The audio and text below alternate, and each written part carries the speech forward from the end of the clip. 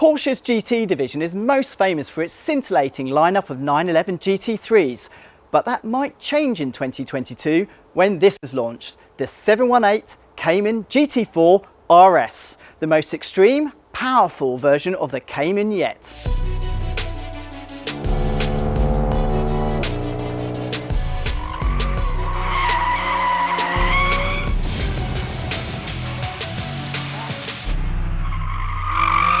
The links between this car and the 911 GT3 continue under the rear boot lid because just there is a 4-litre flat 6.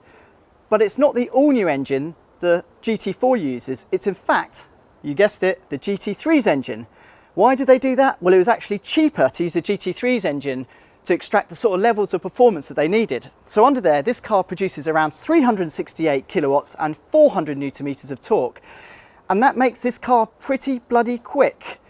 Combined with the PDK dual clutch gearbox only, there isn't a manual, this car can hit 100 kilometers per hour in just 3.4 seconds. 0 to 200 kilometers per hour takes 10.9 seconds, and this thing tops out at 315 kilometers per hour.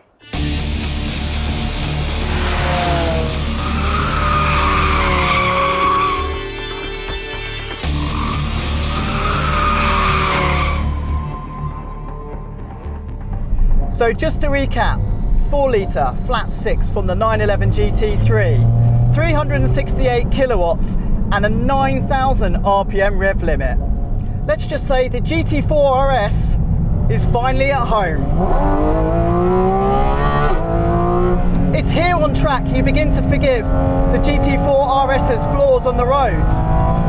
Things like its overly stiff suspension, because you can just turn up to any track day you choose and just annihilate the competition.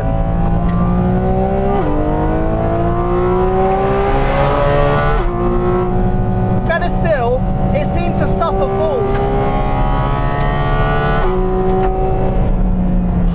The brakes are so powerful, as they should be. They're 410mm carbon ceramic discs. And I know I perhaps prefer a manual gearbox, but on the estuarial circuit, this PDK is just simply awesome.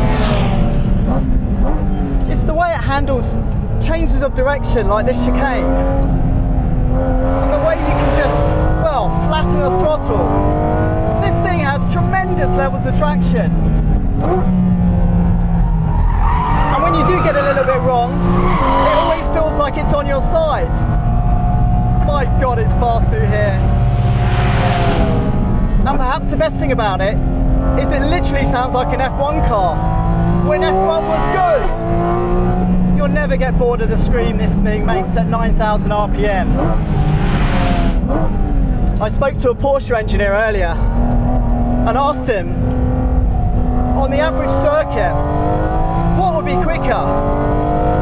The GT4 RS or a full-blown GT3? Well, he said, the GT3 with its rear-wheel steering, more superior aerodynamics, would have the edge. But I'm not so sure, because this thing just feels so damn friendly. And the best thing about all of this is you buy one of these, use it all day long on track, and it's still covered by Porsche's warranty. Absolutely incredible.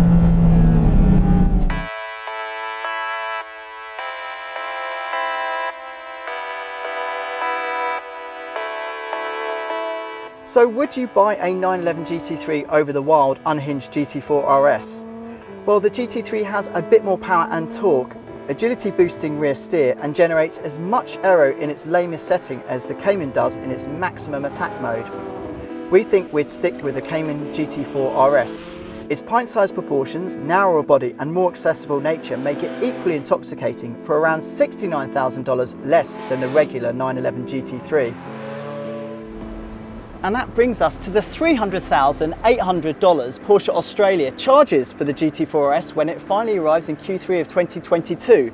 Now that price is a sobering $90,000 more than a regular, pretty wonderful GT4. But you know what? For those who track their car, The 50% price bump, well, it's well worth it when you consider its on-track ability and just the phenomenal number of detailed changes. But for everybody else, well, you know what? I think a 6-speed manual GT4 in this colour, well, it wouldn't really feel much of a downgrade, would it?